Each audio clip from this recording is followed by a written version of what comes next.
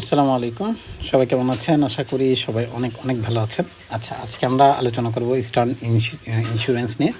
Eastern insurance কেন সেটা নিয়ে একটু বলছি। আজকে হচ্ছে 20 ফেব্রুয়ারি, এটার উপরে বেসিস করে আমি পুরো জিনিসটাকে একটু ছোট করে দেখাই। প্রথমে এখানে আমাদের দুটো স্ট্রাকচার আছে। একটা স্ট্রাকচার হচ্ছে এখান থেকে এটুকু, আর একটা স্ট্রাকচার হচ্ছে এখান থেকে এটুকু। তো আমরা যেহেতু এটাকে ব্রেক করে ফেলেছে এবং আমি দেখতে পাচ্ছি পরপর দুবার সে ট্রাই করেছে এখান পর্যন্ত যাওয়ার জন্য, তো আমি এটাকে আপাতত ভ্যালিড ধরেই আগাবো। এই কারণেই ওই জায়গাটা আমি আপাততর জন্য স্টপ করে দিলাম। অর্থাৎ বাম সাইডে কী হয়েছে সেটা আমি ভুলে যাই।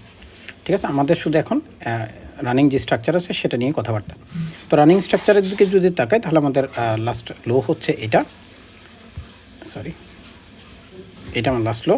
এটাকে আমি আপাততর জন্য উপরে উঠিয়ে দিলাম এটা। তো আমাদের এই 60 টাকা 75 পয়সা এবং 40 টাকার 10 পয়সার মাঝখানে যে এরিয়া, সেটা নিয়ে যদি আলাপ আলোচনা করি তাহলে রানিংয়ে যেখানে আছে প্রাইস যদি জাস্ট এখন হচ্ছে পুরোটা হচ্ছে যদি 60 টাকা 75 পয়সার উপরে ট্রেড না করে, আমি ওই অ্যাজামশনের উপরেই যাচ্ছি।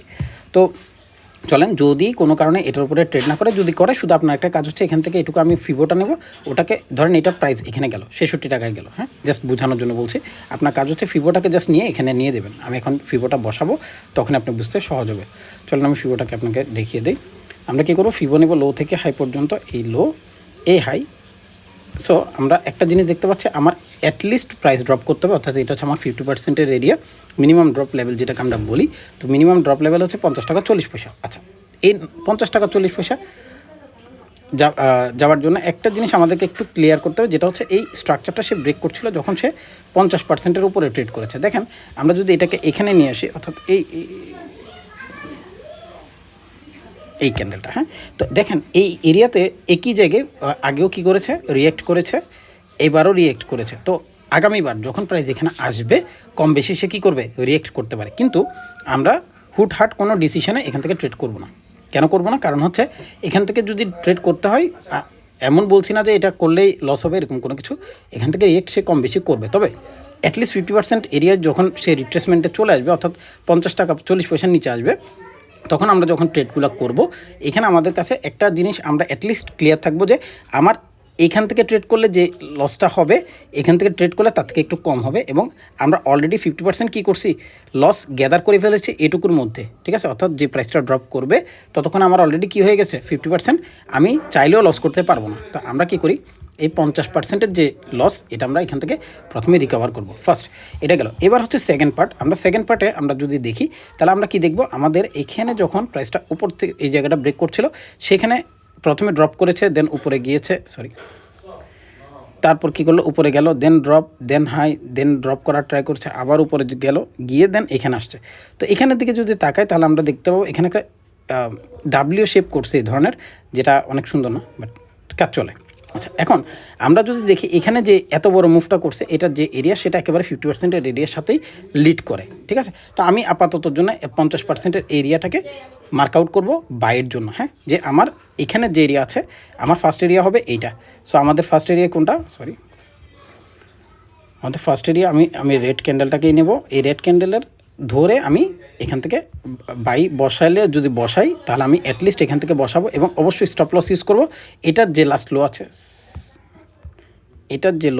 এটার নিচে, হ্যাঁ, ওকে। আরেকটা করতে পারি, সেটা হচ্ছে যখন প্রাইস এখানে আসবে, এখানে আসার পরে হচ্ছে আমরা ডিসিশন নেব যে ভলিউম পাচ্ছি কিনা, এখানে আমাদের যে ভলিউম ক্যান্ডেল আছে, এখানে আমাদের চেঞ্জ ডাব্লিউ আসছে কিনা। এগুলো করলে একটু লেট হয়ে যেতে পারে, তবে আমরা অবশ্যই 50-40-এর নিচে যদি ট্রেড করে তখনই শুধু ট্রেড করবো, আদারওয়াইজ করবো না।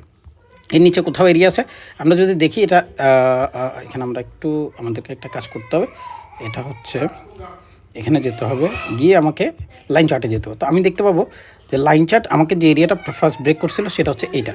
তো আমার ফার্স্ট উপর থেকে যখন ড্রপ করে প্রাইস, এই উপর থেকে দেখেন, উপর থেকে প্রাইস ড্রপ করলো, দেন এখানে একটা স্পাইক আছে, দেন নিচে। তো আমাকে ওইটা ধরেই আগাতে হবে। তো আমি এখন কী করব, ক্যান্ডেলটাকে নেব, আবার ক্যান্ডেল আসবো। ক্যান্ডেল আসার পর আমি দেখতে পাবো দেখেন এখানকার ছোট্ট ক্যান্ডেল আমি দেখতে পাচ্ছি, এই ক্যান্ডেলটা, হ্যাঁ। তো এই ক্যান্ডেলটাকে যখন ব্রেক করছিল, প্রাইস ড্রপ করেছিল এটুকু। তা আমাদের মূল যে ক্যান্ডেল সেটা হচ্ছে এটা, যেখান থেকে প্রাইসটা কী করছে, উপরের দিকে গিয়েছে। এখানে মাঝখানে আরেকটা এরিয়া আছে, সেটা আপনি রাখতেও পারেন, নাও রাখতে পারেন, তবে আমি পার্সোনালি এটাকে দেখব। এটাকে আমি আপাতত জন্য ইগনোরই করছি, দরকার মনে করছি না। আমার কাছে এটাই, এই দুটো, এটা একটা, এই দুটো পার্ট। এখানে তো আমার অলরেডি কি 0%-এর কাছাকাছি চলে আসবে, অর্থাৎ আমরা যদি লস করি 1-2%ই লস করবো বা 5%ই লস করবো, এর বেশি লস করার চান্সেস কম। এইভাবে আসলে ট্রেড করতে হবে, আদারওয়াইজ প্রফিট করার একটু টাফ। হ্যাঁ, সো আমি আপনাদেরকে বোঝানোর জন্য এইভাবে বুঝাইছি। পরে আমাদের স্ট্রাকচারাল ইস্যুগুলো অনেক মজার, কারণ আমি একটা কথা বারবারই বলি, মার্কেটের স্ট্রাকচার হচ্ছে কিং। অর্থাৎ আপনি যদি মার্কেট থেকে প্রফিট করতে চান তাহলে আপনাকে স্ট্রাকচার বুঝতে হবে সবার আগে, কারণ পুরো মার্কেটের স্ট্রাকচারটা হচ্ছে মেইন।